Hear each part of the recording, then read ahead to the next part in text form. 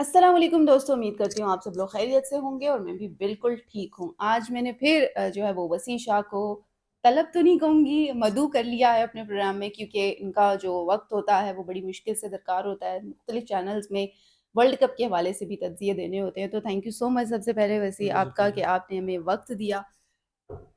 बहुत शुक्रिया आपका कि आपने बुलाया मुझे। तो नहीं, नहीं। अच्छा, वर्ल्ड कप चल रहा है, आपको पता है सुपर 8 शुरू हो चुका है और बहुत सारे लोगों के ज़हनों में मुख्तलिफ़ सवालात हैं। अब कल का तो मैच बारिश की नज़र हो गया।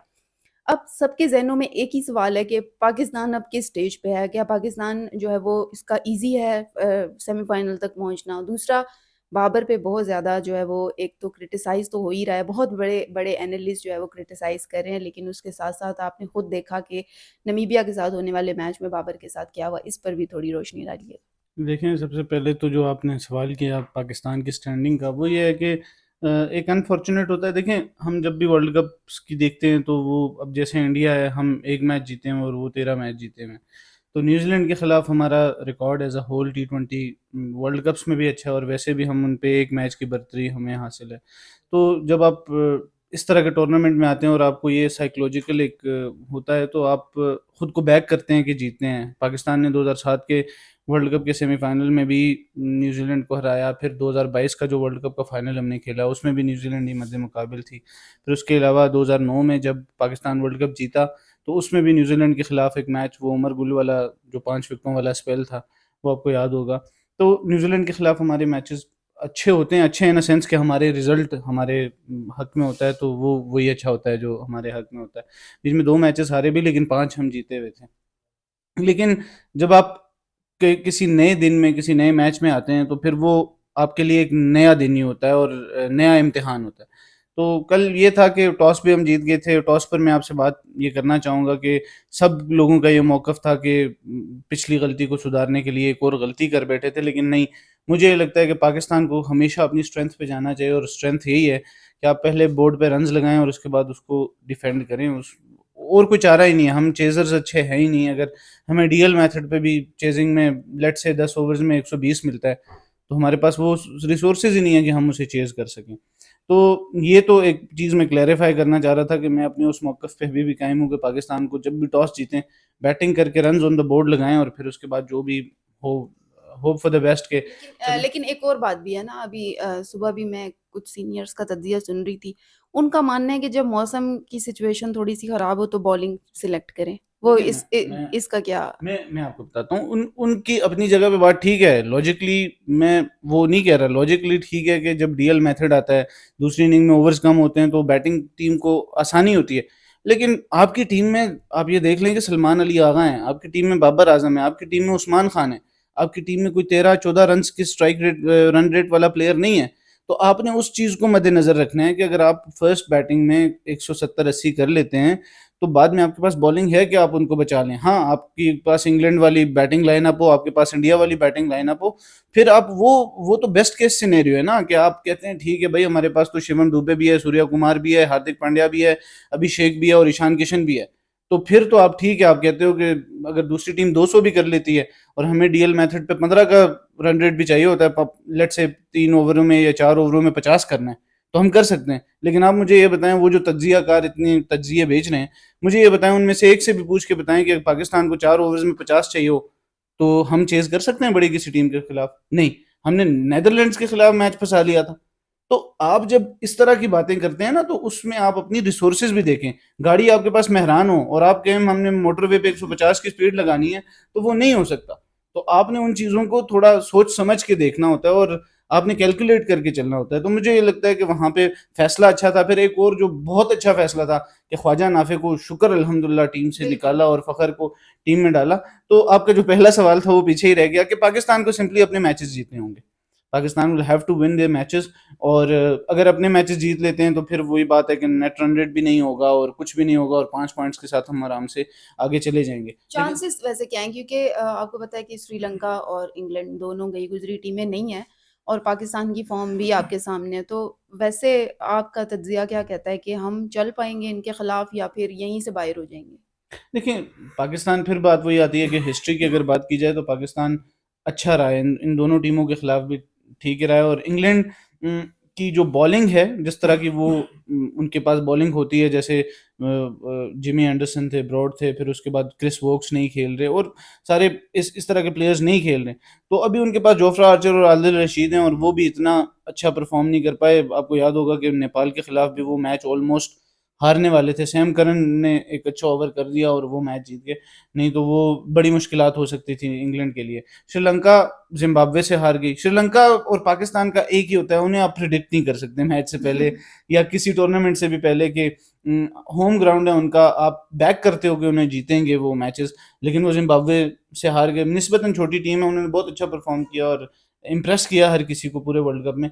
वो अनबीटन है अभी तक, लेकिन ऑल इन ऑल आप देखें, जब आपके पीछे होम क्राउड होता है और आप ऑलरेडी क्वालिफाइड होते हो और फिर भी आपकी ऐसी परफॉर्मेंस आती है, तो फिर श्रीलंका, अब आज इंग्लैंड के खिलाफ भी मैच है, आप देख लीजिएगा कि वहां पर भी वो किस तरह की परफॉर्मेंस देते हैं। तो श्रीलंका और पाकिस्तान को प्रिडिक्ट करना बड़ा मुश्किल होता है, लेकिन पाकिस्तान के पास अगर सेमीफाइनल खेलने का अगर ब्राइटेस्ट चांस था तो वो यही था कि उनके ग्रुप में इंग्लैंड आ गया, न्यूजीलैंड आ गया, श्रीलंका आ गया, और इन तीनों मैचों में जो सबसे सख्त मैच था वो बारिश की नजर हो गया और आपको एक पॉइंट मिल गया, और उसमें भी आपका नेट रन रेट जीरो ही है, यानी माइनस में नहीं गया। वैसे अगर फॉर एग्जांपल अगर बारिश ना होती, मैच हो जाता, तो क्या समझ रहे हैं कि हमें, मतलब हम इस काबिल थे कि हम 2 पॉइंट्स ले लेते या हार जाते? मैंने शुरू में बात की कि हमारा उनके खिलाफ रिकॉर्ड अच्छा है, और दूसरी चीज़ ये होती है कि पाकिस्तान पिछला मैच भी जीत के आ रहा होता है, तो कॉन्फिडेंस कहीं ना कहीं पे होता है। 200 रन जब आप करते हो तो कॉन्फिडेंस होता है, ये छोटी टीम के खिलाफ हो या बड़ी टीम के खिलाफ हो। क्रिकेटर्स जो होते हैं, जैसे मैं खुद क्रिकेट खेलता हूँ,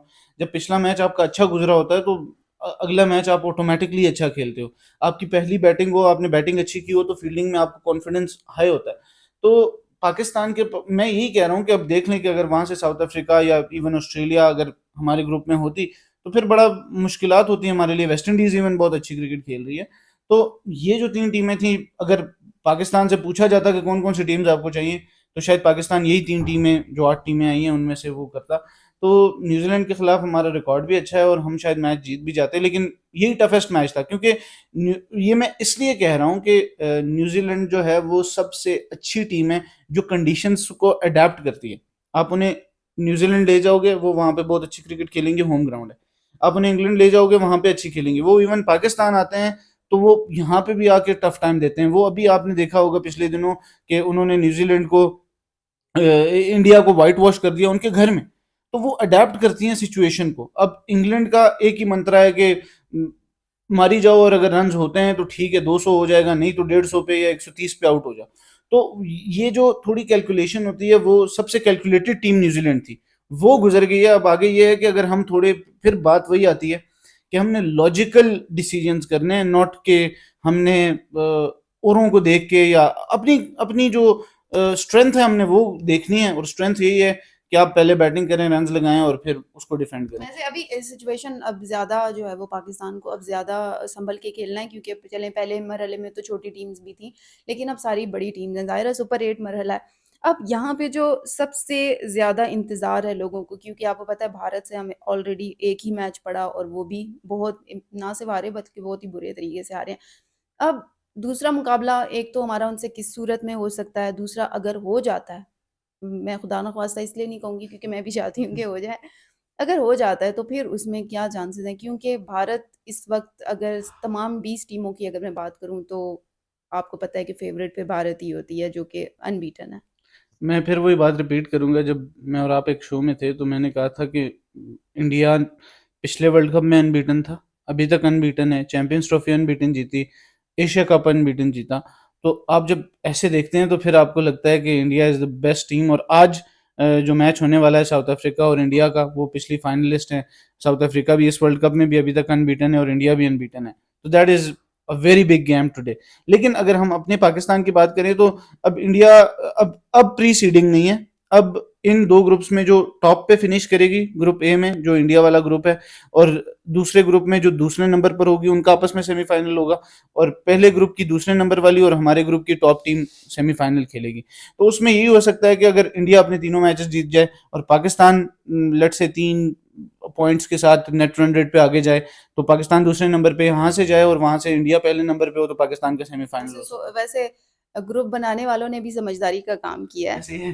तो और दूसरी दूसरी चीज ये है कि अगर आप इसको देखें कि अगर पाकिस्तान यहाँ से टॉप करता है लेट से, और इंडिया वहाँ पे हिकअप हो जाता है, कोई एक आध मैच हार जाता है और वो दूसरे नंबर पे फिनिश करता है, तो फिर भी पाकिस्तान इंडिया का सेमीफाइनल इस सूरत में आ सकता अच्छा, आखिर में जाते-जाते ये बताएँ कि वर्ल्ड कप में पाकिस्तान का फ्यूचर कहाँ पे देख रहे हैं? क्या आप उसको सेमीफ़ाइनल या फाइनल तक पाकिस्तान को आता देख रहे हैं? है। देखिए सेमी मतलब प्रैक्टिकली वो जज़्बाती वाली सिचुएशन नहीं, जज़्बाती तो मैं भी चाहती हूँ पाकिस्तान फाइनल में आए, लेकिन टेक्निकली, प्रैक्टिकली आप क्या कहते हैं? देखिए टेक्निकली ऑप्टिमिस्टिक हूँ मैं। मतलब मैं कभी भी ये हमेशा आपसे ऑफ द रिकॉर्ड भी बात होती रहती है, मैं कभी भी पाकिस्तान क्रिकेट टीम को एक्स्ट्रा वो नहीं करता कि यार ये जीत जाएंगे जीत जाएंगे जीत जाएंगे, लेकिन यहाँ पर मुझे लग रहा है कि they have the best chance कि वो सेमीफाइनल कम से कम खेलें। और सेमीफाइनल ऑन द डे आप देख लें कि पाकिस्तान ने जब 2009 का वर्ल्ड कप जीता, तो उसका जो सेमीफाइनल था साउथ अफ्रीका हॉट फेवरेट, मतलब उससे ज़्यादा फेवरेट टीम उस वर्ल्ड कप में नहीं थी, पाकिस्तान ने उसको हराया। चैंपियंस ट्रॉफी 2017 की जीती, वहां पर इंग्लैंड होम ग्राउंड में, यानी वो सब यही कह रहे थे कि ये इंग्लैंड का ही वर्ल्ड चैंपियंस ट्रॉफी ये उन्हें पहले से दे दें, लेकिन पाकिस्तान ने उन्हें सेमीफाइनल में हरा दिया। फिर जब पाकिस्तान वर्ल्ड कप का सेमीफाइनल खेला, फाइनल खेला, वहां पे भी नहीं। तो सेमीफाइनल जब होता है वो एक अलग गेम हो जाती है, लेकिन सेमीफाइनल तक पहुंचने की अगर बात करें, तो मेरा अगर आप तज्जिया पूछेंगी तो 70-30 चांसेस हैं पाकिस्तान के पास कि 70% पाकिस्तान पहुंच सकता है, और 30% वो भी मैं आपको फिर से ये बता रहा हूँ कि इलॉजिकल डिसीजंस की वजह से आप बाहर हो सकते हैं, नहीं तो आपके पास रिसोर्सेज पूरे हैं कि आप वर्ल्ड कप का सेमीफाइनल खेलें। थैंक यू सो मच वैसे आपने अपना वक्त दिया और मेरी भी यही ज़ाती राय है कि अगर पाकिस्तान जो है वो जो गलतियां वो अभी तक करता आ रहा है, बाय चांस सुपर एट में आ गया, गलतियां कर करके आ गया, लेकिन अगर वो गलतियां स्किप कर दी जाएं तो पाकिस्तान सेमीफाइनल या फाइनल में भी पहुंचेगा। और मैं भी उम्मीद कर रही हूँ कि हमारा जो इंडिया के साथ मुकाबला है वो होने वाला है और पाकिस्तान को अपनी गलतियां नहीं दोहरानी। अब कैंडी में मैचेस होंगे, अब कोलंबो, नेपाली किले में हाँ एक एक कोलंबो में और एक पाली किले में। बिल्कुल। तो अब देखना ये है कि पाकिस्तान जो है वो कितना शायकीन की और हम जैसे, बल्कि इन जैसे तज्ज़ियाकारों की उम्मीदों पर कैसे पूरा उतरता है। हम तो शायकीन हैं, छोटे-छोटे फैन्स हैं। तो होप फॉर द बेस्ट, इंशाल्लाह पाकिस्तान जीतेगा। इसी के साथ ही मुझे और वसीशा को दें इजाज़त, इंशाल्लाह फिर मुलाकात होगी, तब तक के लिए अल्लाह हाफ़िज़।